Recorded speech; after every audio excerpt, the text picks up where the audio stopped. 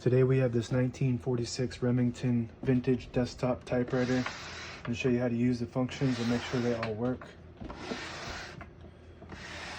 This one has a wide carriage, wider than your average typewriter. I'm not sure the exact size, 15 or 16 inches.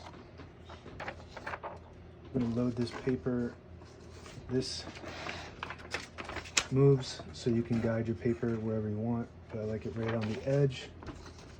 Load that in. This is your paper bale. It sits right on top, holds the paper down. And to set your margins, they're right here. This is your left margin and this is your right margin. Very unique to have the margin sets on the keyboard like that. It's already on the edge, but if you want to set it somewhere in the middle like that, you just hit that left margin and it sends it to there like a magic margin. And if you want to put it closer to the edge, you just hold that down with the carriage release on here above the knob, and it'll allow you to move it all the way to the edge.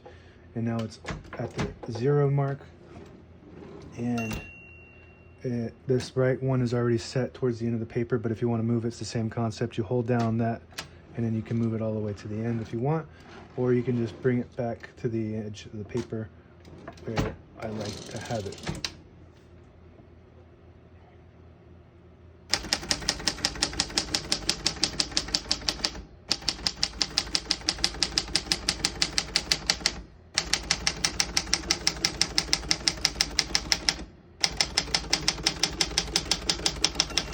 Once you hear the bell, you're at the end of the margin. You hit this line space, get you back to the beginning. It skips 1, 2, or 3. Right now we have it on single, but if you want double, you just flip this switch down right there. Skips 2. Flip it down one more, it'll skip 3. We're going to keep it on single for now. And I'm going to type a sentence on this next line. Actually, I'm going to move the margin so it dings at the end of the sentence.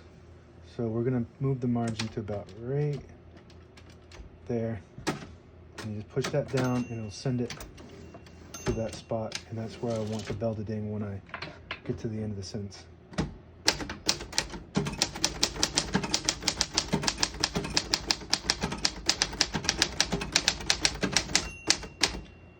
Very nice type of machine. I really like this one.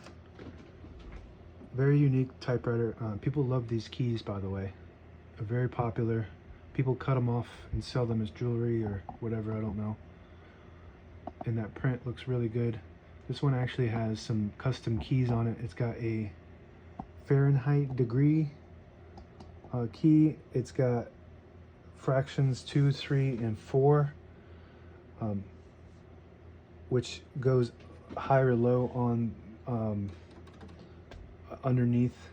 I think it's just underneath actually. So you can do fractions. What else does it have? This is the custom key. Let's see here. Let's move this. Okay.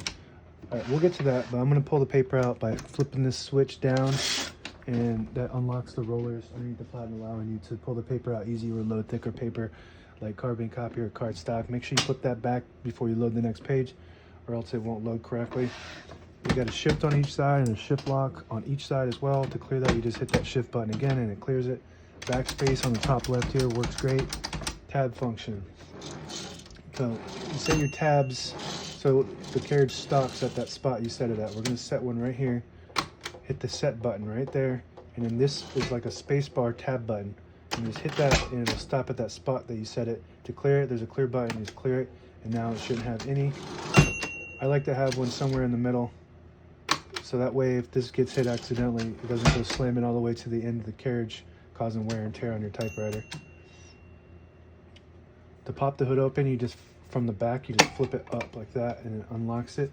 You got your spools. All the brand new ribbon is loaded on the left side, so it's pulling to the right. And if you want to switch that direction, you just flip it like that and it'll pull to this side. We're going to keep it pulling to that side for now. This is your touch control. The farther down you go with this, the higher the tension, and the higher up, the less tension. So when you hit the keys, you don't have to hit them as hard if you got it all the way up. When you push it down, they respond faster, but you got to hit them harder. We're going to keep that up for now, and we're going to put this back on from the back first, and it snaps like that. That's great. This is your ribbon color selector switch. It's got a blue, white, and a red dot there. So when you have it on the top, it hits the top portion of the ribbon. The vibrator doesn't go up as high. And if you have it all the way down, it hits the bottom portion of the ribbon. So if you have a black and red ribbon, it'll just hit that bottom portion, print in red. We're going to keep that on black because we have a solid black ribbon.